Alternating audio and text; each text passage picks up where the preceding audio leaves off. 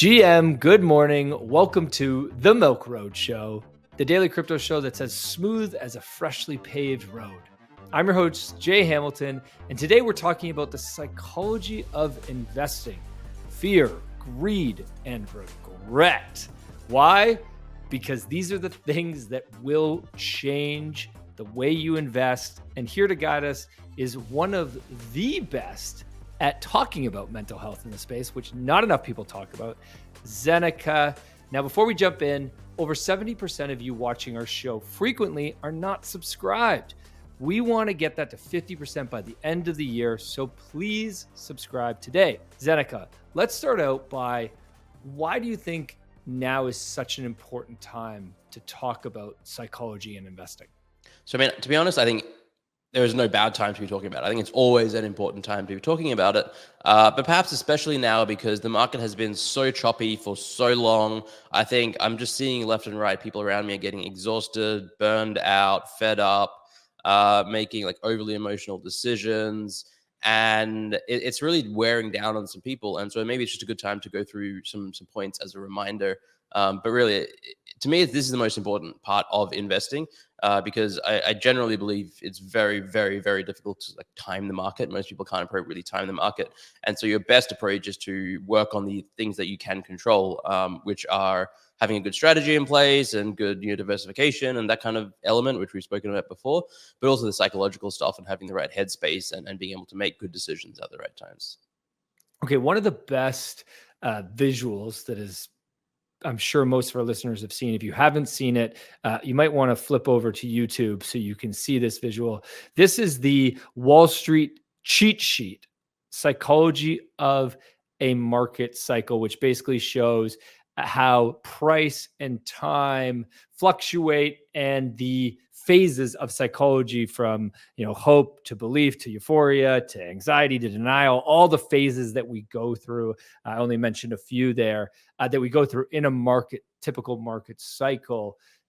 Zen, where do you think we are right now? Can you place us on this chart, or maybe walk us through how you use this chart to think about investing on your end? Yeah, it's uncanny how accurate this chart is time and time and time and time and time again. Like the very first time I saw it, I was like, oh, it's just another chart that, the people have come up with the retrofit to the past, and it is not going to really apply. But the longer I stay in various financial markets, I just see this play out over and over and over and over again, even within crypto. It's like the whole of crypto, but then you have the NFT market within crypto that followed it, and meme coins will follow it. And it's very difficult to pick where you are on it. Otherwise, we'd all be genius billionaires. But to me, I think you can kind of guess at a couple of places. And so I would say either we're in like the hope optimism place, where it's like we've had a leg up, we're trending choppy, sideways-ish, but the big leg up is still to come. Or we're in the complacency place, which if I had to guess, it kind of feels a little more like that right now to me, but I don't know. It's like maybe this cycle doesn't really fit to this chart exactly, but like we've had optimism, belief, thrill, and euphoria. I've spoken to friends. I've had friends reach out to me earlier this year when Bitcoin hit all-time highs again. They're like, should I be getting in? And oh, have I missed out? And everyone around me was euphoric, and we were like, oh my god, oh look at all these ETF inflows. The bull market is back. Yeah, let's go. And now we've just been sideways for so long. It kind of feels like the complacency section. Those are probably the two. I guess the other alternative is that we've already done a full cycle and now we're like starting again because, people went through a bit of anxiety, denial, panic. I don't think we've had a proper crash. We just haven't this bull market yet. Like we went from 70K to 40 something, I think at one point, but it hasn't been a full crash. But yeah, I feel like we're either in the complacency stage or in the hope optimism. A new leg up is coming based on this chart. And when you think about psychology in investing, why does psychology have such a large impact on your investing? And why do you think it is one of the most important factors in a strong investor's ability to do well in a market cycle? In sort of like simple terms, if you think about it from the perspective of if you're training for a race, if you're training for a boxing match, a UFC fight, if you're training for any sort of sport, you're in the gym, you're working out your physical body. if you're training, like for any sort of competitive competition that involves physical strength, you train your body. Financial trading is all mind-based. Like, yes, having a better, working out is good because it improves your mental health and clarity and stuff like that. But ultimately what you want is to be able to think well, make good decisions at the right times, not feel forced into bad spots where you have to act out of emotion rather than logic. And that all falls under the umbrella to me of the psychology of money, of investing, of trading, the mental health, the mental game, to all of this. And so that's why it's so important to me. It's like, it's the thing you can train. It's the thing you have control over. It's the thing that you can improve your results moving forward if you get better at it. Because there's so much out of our control in this space, in this market, in this world, that the best thing we can do is focus on what's in our control. And that is having a stable mind, having a good plan, a strategy, making sure that we're making rational, sensible decisions that fall in line with our strategy, and not falling whim to our emotional states because we have a bad day in real life, or because we get scared by a tweet we see, or anything like that, or we get excited by a tweet we see. I think that the biggest edges will come from those who have a strong understanding of the psychology of all of this. When we think about investing, as you said at the beginning, a lot of people think that the best way to invest is to try to buy at the bottom and sell at the top, but that's almost nobody actually does that. And if you aim for that, you're probably not going to be able to achieve that. The other important thing with investing is obviously having good all-around investment strategies. But I think that the thing that everybody that's listening to this can impact in their investing is their psychology. What are some of the pitfalls or challenges that you see investors having right now that you want to say to them, hey, here's how you get through that, or here's how you would help them in that psychological issue? Yeah, I mean, so you mentioned strategy there, and ultimately, I think if you have a strategy and you can stick to it, amazing. Like, everything else kind of falls into place. If you say, hey, I'm going to dollar cost average in, I'm going to have 90% of my portfolio in the majors, and like, that's great. If you can stick to that, you're ahead of almost everyone. In reality, most people can't stick to that. And that's where the psychology of money comes in, where they have a bit of capital that they're playing with. They don't know what to do with. Maybe their gambling bag is a bit higher than it was. They're trying to beat the market. They're trading meme coins, altcoins, NFTs. They're trying to pick an L2. And generally what people do is they overtrade, or they make one mistake or another. And when they make these trades, they're thinking that they're doing something smart, or that they're thinking that they're getting an edge. They might not necessarily be.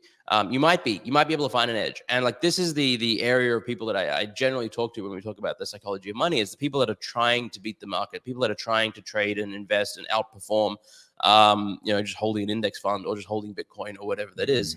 And that's where the psychology comes into play, by being the most important thing you can focus on. And so some mistakes I think some people make often is not having your own conviction. And by that, I mean, you read an article, you listen to a podcast, you read some tweets from someone you respect, and you make up your mind. You're like, you know what, that sounds sensible to me. That project they're talking about, I think that's legit. You maybe do like an hour of research. You might read the white paper even, or you go on their website and you're like, yeah, they're doing some cool stuff. You look at the chart and you buy in. And then when price starts going down, or even if it starts going up, but especially when the price starts going down, you start panicking and you go, maybe what if that person was wrong? What if the article I read, what if it was paid for by the team? Or what if there were these other motives behind it? You don't have your own personal conviction to stick to your holding. So you panic and you sell. And all of a sudden you're making decisions based on not your own personal conviction or belief, but based on what other people are saying or doing in your emotional state, which is what you really, really want to avoid. And it's very tough in this space because so much of the space runs on Twitter, and so many people in the space listen to podcasts and read tweets and that kind of stuff. That's how we get our information. And there are a lot of loud voices, a lot of confident, loud voices where people feel, people say with conviction, hey, the bull market is just beginning, or the NFT bull run is about to kick on. Or like, even me a few weeks ago, I said, I feel like something's brewing with NFTs, but like, that doesn't mean go and buy NFTs. It means keep an eye on it, keep a watch list, pay attention to yourself, and come up with your own conviction. But people will say this all around you, left, right, and center. Oh, this meme coin is going to $10 billion. And if it just, reaches the market cap of Pepe or this, that, or the other, there's all these comparisons that get made. It's very easy to fall into like the belief that, you know what, they make a lot of sense. I'm going to put in a little bit of money here. I'm going to put maybe a little bit more money here, more than I should, or I just have such strong belief and conviction. And this is generally where people just detract from their overall original strategy. Like you might start out in crypto with a great strategy, and then all this stuff happens. And especially if you start making a bit of money, like the thing you buy goes up, it 2x's, 3x's, you get this fake false confidence where you're like, hey, I do know what's up. I can pick winners. Mate, why am I holding this stupid Bitcoin or these stupid stable coins when I can just go and 2x my money here or 3x my money here? I'll just do it again and again, and then I'll sell back. Yeah, in the future, I'll take it out. I'll put it in index funds and I'll buy more Bitcoin. But then you get caught in this fog of war, really, where you're just trading and finding some success, and then it all comes crashing down, unfortunately, for the vast majority of people. And I think paying attention to this kind of stuff now, perhaps before we've seen any sort of real significant crash in the markets, and keeping this front of mind in general going forward is going to, again, put you ahead of 99% of people in the market. Because most people, they might have thought about it once or twice, and most people aren't regularly thinking about market psychology, and most people aren't applying this to their day-to-day trading and decision making. Mm-hmm. Yeah, well, I mean, psychology is it's the soft skills that aren't exciting to talk about, especially if you're an investor and you tend to be more of a type, like math, like those things. You don't enjoy vulnerability and telling somebody that you're feeling weak or scared, so you hide that down deep down, and then it blows up in your face. One of the skills that I know that you talk about is probabilistic thinking as being a very important skill for investors. Can you explain probabilistic thinking and how that can give investors a leg up? Yeah, so I'm fortunate. My background before crypto and investing was playing poker. I was a professional poker player for 15 years, and so that's where I learned how to think probabilistically. And by that I mean, you can look at, let's say there's a coin that you're considering buying, and you do some research, and in your mind you come up with the idea that, you know what, I think 90% of the time this coin is going to go to literal zero, but 10% of the time it's going to do a 50x. That's a great buy, because if you do the math, on average you're going to make a bunch of money. If you can buy that coin 1,000 times, you're going to be a billionaire. The problem is that most people look at a coin, and if they determine, you know what, 90% of the time I'm going to lose all my money, they're not going to buy it, because they can't, and they haven't trained their brain to think about the reality and world in terms of probabilities. And that's an extreme example, but there's all sorts of different percentages across the place. And to me, it's the most important skill in investing, and perhaps even in life, is training yourself to think in probabilities and outcomes, and do it with everything. Do it over and over. And the only way to do it and get good at it is by assigning a percentage chance to everything you buy, every decision you make, and think about what the outcome is likely to be, and then track it and see, like, how often was I right? How often was I wrong? Was I close, over time? And just keep training yourself to think that way, because that is how you find an edge. That is how you can beat these markets. If you're buying into a coin thinking, you know what, I feel 80% of the time it's going to go up, and then it doesn't, that's when you start panicking, and maybe you miss the next great opportunity like that, which is a coin that has a very high chance of going to zero, but a small chance of going up. But when it does go up, it goes up a lot. You miss out on that because you got burned once before. And so I recommend, Googling it. There's a great article by Kobe on probabilistic thinking, I believe. I think I even wrote an article about it on my newsletter a while back. Perhaps we can link to both of those below. It's just a great way of thinking about investments, of crypto, of financial markets, and in my opinion, of the world. And I think that it takes a bit of time to wrap your head around, but once you do, you'll kind of be amazed and think about how it kind of like opens your eyes to the world in a whole different way, in my opinion. Yeah, we'll definitely link to both those articles in the show notes. We'll also link to the Milk Road investing course, which has a full lesson all on psychology of investing, because it is one of the most important skills, as we have said today.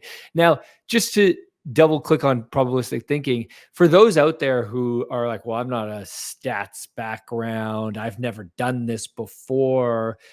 Is this something that you think you need to have that type of background to do? So I dropped out of university 3 times. The very first time I was, just out of high school, I went to university college. I was doing a commerce degree, which was, accounting, statistics, law, economics. And I failed my statistics class. Like I was not good at it. I didn't like it. I didn't enjoy it. It was all sorts of complex formulas, and the complex in my mind, it was all the base. It was first year, statistics at college. It can't have been that complex, but it didn't click for me. I didn't get it. I didn't like it. That's not what I'm talking about. I think everyone can wrap their head around the basic fundamentals of probabilistic thinking, which is if something has a 50% chance of happening, it's going to happen half the time. If something has a 75% chance of happening, it's going to happen 3 out of 4 times. Like that's basically all you need to know, really. And then just there's a tiny bit of math maybe you can think about to figure out your expected value based on that. But again, anyone that's passed grade 5 math can work this. Like honestly, anyone can do it. You don't need to have a background in statistics or even like statistics. It's very, very simple stuff. It just takes a little bit of looking into, a few hours of work and research, and then some just repetitions and thinking that way. So these probabilities, because somebody sitting here like can understand the way these probabilities play out, the way you say, but how does somebody decide the probability of a token going up or going down? And that's the hardest thing in the world to do. Right. It really is. And you'll never be able to accurately guess it. You'll never be able to say with certainty that this has a 90% chance of going down and 10% chance of doing 50x. Again, otherwise you'd have a crystal ball. The goal is to get as roughly close as you possibly can, and then just keep making decisions based on that. You kind of like edging yourself towards the truth or the reality or the real chances. You'll never get there. You'll never even get super duper close. But over time, especially if you make a lot of trades and investments, your average will get closer to a point that makes it profitable in the long run. That's the whole thesis. You'll never be able to know for sure. But you're just trying to get like a rough range of, maybe it's not 90% of the time it's going to go to 0 and 10% of the time it's a 50x. The real reality is probably like 75% of the time it goes to 0, 5% of the time it goes down 80%, 5% of the time it goes down 90%, 5% of the time it does a 2x and then goes down, 2% of the time it does a 10x and then it crashes, 1% of the time it does a 25x and then crashes, 0.1% of the time it does 1,000x and does something crazy. Like, and then when you add them all together, it roughly equals this, 90-10 distribution I mentioned at the beginning. But yeah, you'll never actually ever know exactly what it's going to be. It's just about trying to think along this way. And then whenever you're going to make a decision, you just in your brain roughly try and assign a gut check probability. And you do it over and over and over and over and over again. And if you're in the space for days, weeks, months, years, decades, even at a certain point, you just sort of train that part of your brain. It's a skill. It's a skill that you can train, and you get better at it over and over and over. It's almost like training your gut instinct in a way.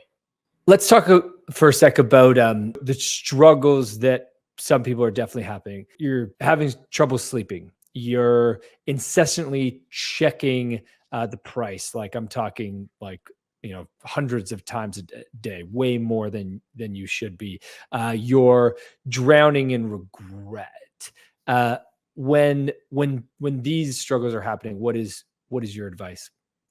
Yeah, so I'm generally a big believer in the sleep litmus test, in that if you're struggling to sleep, if you're losing sleep over your investments, if you're waking up in the middle of the night, checking your phone, prices are down 4% or 10% or 15% on an altcoin, and it's agonizing, and you have a pitfall in your stomach and you can't get back to sleep easily, that's just a clear as day sign that you're overexposed to the market, you're overinvested. And the best thing you can do is sell. Like just sell some of your assets. It sucks if markets have crashed a lot and you're feeling this at the time. Like maybe you can kind of wait to go back up. But like I generally think just if you feel that, sell, because you're never going to be able to time the market. Like I always start from the position of you can't time the bottom. So if you're feeling that way and you sell, yes, it might go back up, but it could crash another 90%. How would you feel then? And so the best exercise I've ever come across for determining what to sell at a time like this was a tweet by OSF 2+ years ago now. It's always stuck with me, and it's an exercise I still do to this day, which is list out all of your holdings, rank them by conviction level, say what you have high, low, medium conviction in, and then just start selling the things you have the least conviction in. And that will get you some more mental sanity, stability. Not necessarily, it's not perfect, because you could sell and then price goes up and then you feel shitty. It's just like, you're never going to, I wrote this article called Infinite Regret. Read that as well, because it talks about this whole premise of you'll never be able to pick it right every single time. But if you're losing sleep, like, just that's a clear as day sign that you're overexposed to the market. And sell now, come up with a better strategy, get to a point where you can sleep well, and then redeploy that capital if you want, if it makes sense, if it's smart, if you can do it without losing sleep over it. But it's just, to me, it's such a good litmus test. If you're losing sleep, like if you're checking your phone throughout the day a lot, that's not that big of a deal to me. Like, it's not the most healthy thing to check, CoinMarketCap 100 times a day, 1,000 times a day. But especially if it's like a bullish market, it's just fun to do. It's like, oh, number's still going up. It's up again. It's up again. And then when the market starts turning, you never want to check your phone. And like, I think that's just normal crypto market behavior. But it's when it's happening during the night, and when it goes down a little bit and your stomach sinks, that's when there's a problem. So just sell, as hard as it might be. Actually, there's another point here I want to talk about, because there's a false way of thinking that people apply to all sorts of investments, not just crypto. But it's basically the sunk cost fallacy. Maybe that's not exactly it, but it is a fallacy where you invest in something. Let's say you buy Solana at $180, and then it goes down and it's at like 140, 150. You're like, all right, when it gets back to 180, I just need to get back to even, and then I'll sell. And that's just a terrible way of thinking. And I see it all the time. Everyone, especially new investors, inexperienced traders, they're like, all right, this is what my cost base is. As soon as I get back to there, I'll sell. Like, I don't need to make money. I'm not being greedy. I just want to, get back to even. And then the price drops and drops, and it goes up, and they get hope, and then it drops again. And all of a sudden, instead of selling at 140, 150, locking in, 20% loss, which is bad, but it's not the end of the world. They bag hold all the way down to, 90% or 80% or 70% loss. And so stop thinking about the price you paid for a thing, and just focus on what price it is at now, how much conviction you have in it, and your overall portfolio, and make decisions based on that. Yeah, fantastic advice. And for everybody listening, I want to know how you're doing. Let us know. Are you feeling good? Are you struggling? One of the best ways to often deal with this is just to say it out loud. As you said at the beginning, just to admit to yourself how you're doing. And then that allows you to take the next steps. We're here to support you. If you want to join a community, join Milk Road Pro or Zen Academy.